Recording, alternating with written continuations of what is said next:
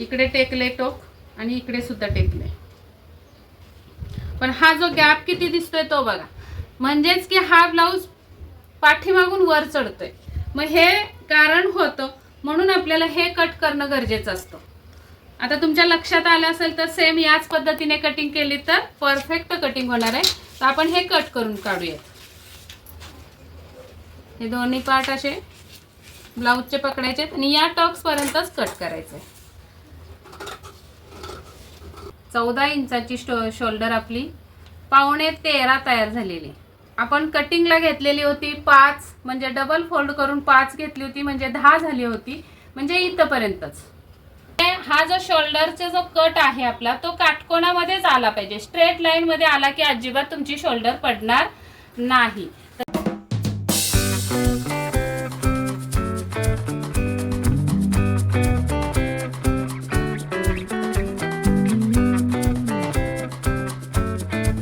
तर आज मी तुम्हाला डीप नेक ब्लाऊजची कटिंग दाखवणार आहे. डीप कटिंग म्हणजे बॅक साईडची कटिंग फक्त करून दाखवणार आहे. डीप नेक आपण जर परफेक्ट शोल्डर ॲडजस्ट करून घेतला तर शोल्डरची कोणतीच तक्रार राहत नाही किंवा प्रॉब्लेम राहत नाही. पण जर आपल्याकडून शोल्डर कदाचित ॲडजस्ट करताना जास्त झाली तर मग किती फरक पडतो आणि का शोल्डर पडते हे पण तुम्हाला प्रूफ कळेल. तर त्यासाठी तुम्ही हा व्हिडिओ परफेक्ट असणार आहे, तर अजिबात स्किप करू नका. आणि आवडला तर लाईक करायला विसरू नका. नवीन बघत असाल तर चॅनेलला सबस्क्राईब करा. उशीर न लावता आपण सुरुवात करूया व्हिडिओला.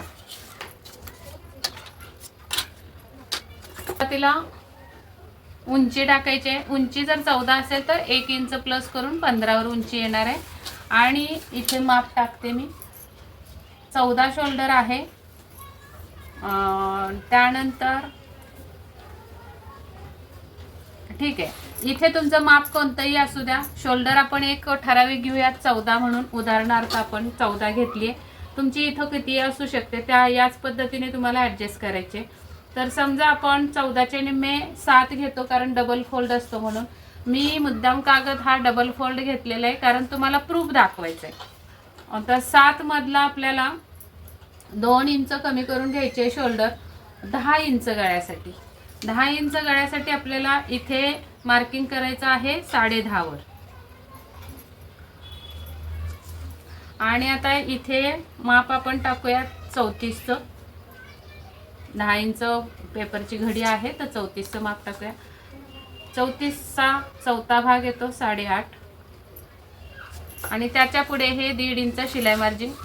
34ची कंबर असू शकते 28, 29 अशी, तर आपण 29 घेऊयात. 7.25, 1 इंच टक्स आणि 1.5 इंच शिलाई मार्जिन. आता इथे आपण शोल्डरच्या निम्म्यातून 2 इंच वजा करून शोल्डर आलेली आहे 5 इंच. इथं सुद्धा 5 इंचावर एक खूण करून घ्यायचे. नंतर डीप नेकसाठी 5.5 वर एक खूण करायचे. आणि नंतर जो पण तुमचा आर्महोल आहे त्याचा अर्धा भरला पाहिजे. शिलाई मार्जिन लूजिंग 1/4 इंच प्लस करून. तर इथून हा आपण अगोदर बॉक्स तयार करून घ्यायचा आहे. आणि ही लाईन स्ट्रेट ठेवण्याऐवजी थोडीशी तिरकस करायची बाहेरच्या साईडला. एक अर्धा इंच तिरकस केली तरी चालेल. अशी तिरकस करायचे. नंतर इथे तुमचा आर्महोल जर 15 असेल तर 15चे निम्मे 7.5 प्लस तुम्हाला 1/4 इंच प्लस करायचे. 7.25 हा राऊंड भरला पाहिजे आर्महोलचा. तर इथे फ्रेंच कर्व ठेवून आपण आर्महोल पहिला मोजून घेऊयात.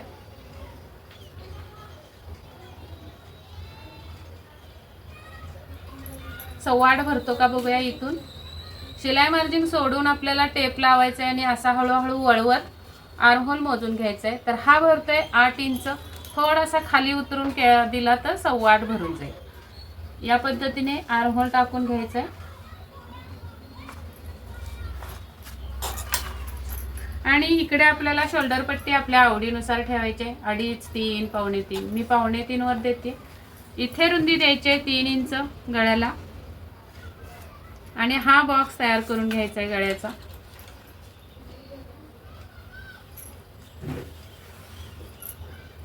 आणि आपण आता इथे गळ्याचा आकार टाकून घेऊयात.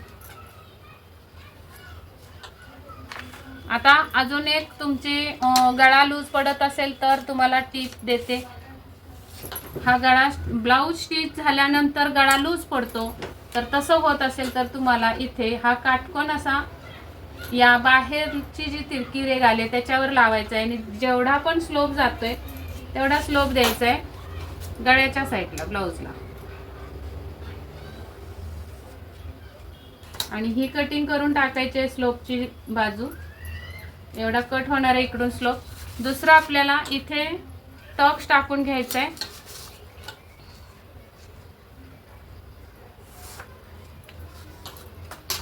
याचा मध्य काढायचा आहे फिटिंगच्या लाईन पासून. टेप असा फोल्ड करून मध्य काढून घ्यायचा. इथे आपल्याला टक्सला उंची द्यायची आहे 4.5 इंच.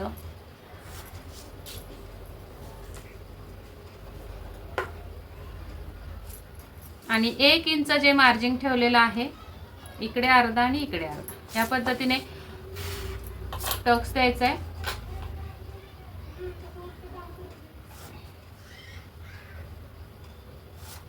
असा टक्स होणार आहे. हा टक्स बंद करायचा आहे आपल्याला. हा टक्स बंद केल्यानंतर आपला हा ब्लाऊज खाली येतो, या साईडनी खाली येतो. त्यासाठी आपल्याला इकडून 1.5 इंच कट करायचं आहे ते या टक्स पर्यंत. ही लाईन अशी इथे मिळवायची. आणि हे सुद्धा आपल्याला कट करून टाकायचं. या खूप महत्त्वाच्या टिप्स आहेत. या टिप्स तुम्ही फॉलो करा आणि कटिंग करा. एकदम सुंदर तुमची कटिंग बसणार आहे. अजिबात शोल्डर पडणार नाही, गळा उचलणार नाही, इकडून ब्लाऊज खाली उतरणार नाही, इकडून ब्लाऊज वर चढणार नाही. शिवाय इथे तुमचं अंतर कमी राहिलं कापडाला म्हणून चुन्या सुद्धा येणार नाहीत फिटिंगच्या साईडने. तर ही कटिंग करून दाखवते आणि मग तुम्हाला याची या सर्वांचं महत्त्व दाखवते. तर पहिलं कटिंग करूयात आपण.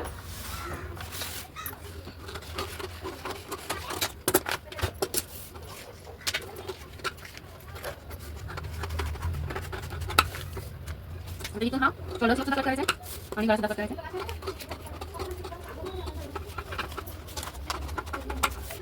आणि ही सुद्धा बाजू कट करून टाकायची. तर आता मी अगोदर इथे तुम्हाला टक्स टाकून दाखवते. ही टक्स बंद करून दाखवते म्हणजे कडे.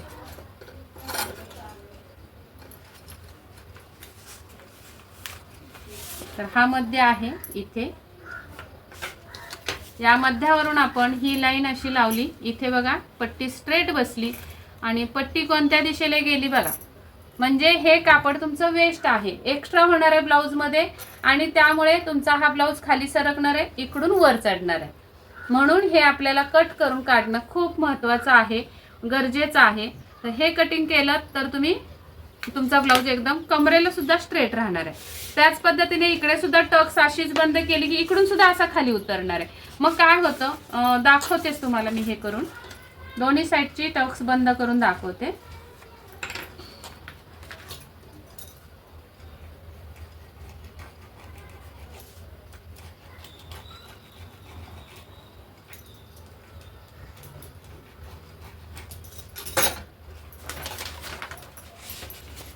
आपला हा इथे उमटलेला आहे टक्स.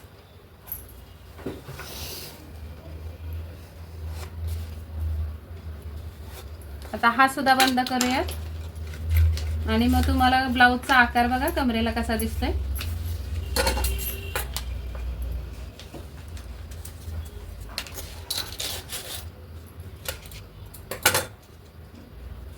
बघा हा जो आकार आहे तो असा बघा. पट्टी घेऊया.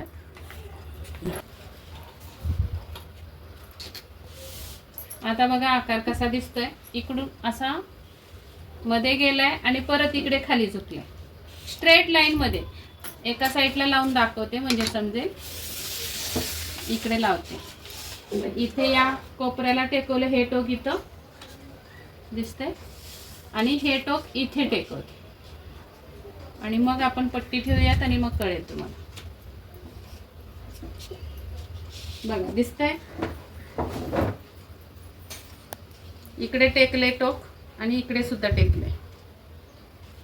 पण हा जो गॅप किती दिसतोय तो बघा. म्हणजेच की हा ब्लाऊज पाठीमागून वर चढतोय. मग हे कारण होतं, म्हणून आपल्याला हे कट करणं गरजेचं असतं. आता तुमच्या लक्षात आलं असेल तर सेम याच पद्धतीने कटिंग केली तर परफेक्ट कटिंग होणार आहे. तर आपण हे कट करून काढूया. हे दोन्ही पार्ट असे ब्लाऊजचे पकडायचे आणि या टक्स पर्यंतच कट करायचे. आणि आता परत एकदा तुम्हाला हे दाखवते. एवढंच कट केले मी, तर परत एकदा तुम्हाला ही टक्स बंद करून दाखवते.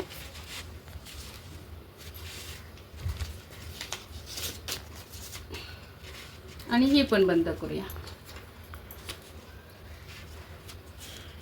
आणि परत इथे टोकाला टोक लावते, असं हातात पकडते आणि हे टोक पण इथे असं लावते. बघा गॅप नाहीसा झालेला आहे, दिसतोय. इथे गॅप अजिबात राहिलेला नाही.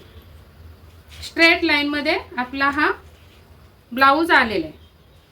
थोडीशी ही टक्स वर खाली झाली.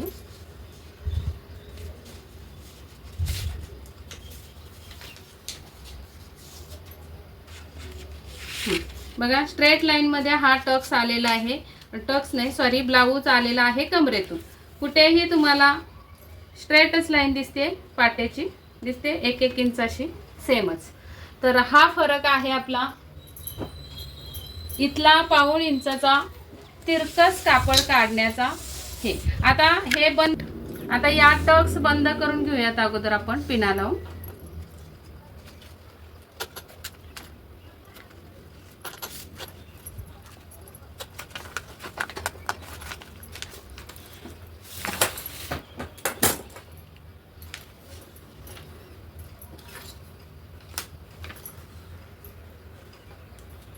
तर आपण हे टोटल घेतलेलं होतं अंतर 5 इंच फक्त. तर शोल्डर आपली तयार किती झाली बघा, 14 इंचाची शोल्डर आपली 12.5 तयार झालेली. आपण कटिंगला घेतलेली होती 5, म्हणजे डबल फोल्ड करून 5 घेतली होती, म्हणजे 10 झाली होती, म्हणजे इथपर्यंतच. ही आपण कटिंग अशी डबल फोल्डची केली अशी. तेव्हा आपण इथे मी किनारीला लावून दाखवते. हा पार्ट मी किनारीला लावला आणि आपण घेतलेलं होतं किती, 5 इंचावर. बघा 6.5 इंचावर शोल्डर गेलेले. हे कशामुळे झालं, जर आपण ही शोल्डर कमी केलीच नसती किंवा चुकून आपण फक्त 1 इंचच कमी केली असती 7 मधून 6ची, तर मग अजून तुम्हाला 5ची घेतली तर 1.5 इंच बाहेर आलेली. मग 6ची घेतली असती तर 1.5 इंच बाहेर आली, म्हणजे 7च्या पुढे गेली. मग शोल्डर पडणं तर 100% गॅरंटीने शोल्डर पडणारच आहे, कारण जी अंगावरच्या मापापेक्षा पण अर्धा इंच बाहेर आली ही टीप, मग तर शोल्डर पडणारच आहे. हेही सगळी कारणं असतात शोल्डर पडण्याची. त्यामुळे तुम्हाला याच पद्धतीने शोल्डर ॲडजस्ट करायचे आणि कटिंग करायचे. कधीच तुमचा ब्लाऊजची शोल्डर पडणार नाही. गळा जर तुमचा पडत असेल तर मी जो गळा या साईडला, आता मगाशी आपण तर तिरकस कट केलं होतं, पण मी इथं काटकोन दाखवते तुम्हाला करून लावून. या साईडला पण काटकोन लावून दाखवते. तर बघा एकदम काटकोनामध्येच आपली ही कटिंग इथं झालेली. मगाशी तर आपण तिरकस कापलं होतं, पण हे सरळ बसलंय. या साईडनी जरी लावलं तरी ते सरळ असणार आहे. म्हणजे हा जो शोल्डरचा जो कट आहे आपला, तो काटकोनामध्येच आला पाहिजे. स्ट्रेट लाईन मध्ये आला की अजिबात तुमची शोल्डर पडणार नाही. तर चला, हा व्हिडिओ तुम्हाला कसा वाटला तो नक्कीच सांगा आणि कमेंट मात्र करायला विसरू नका. Bye bye.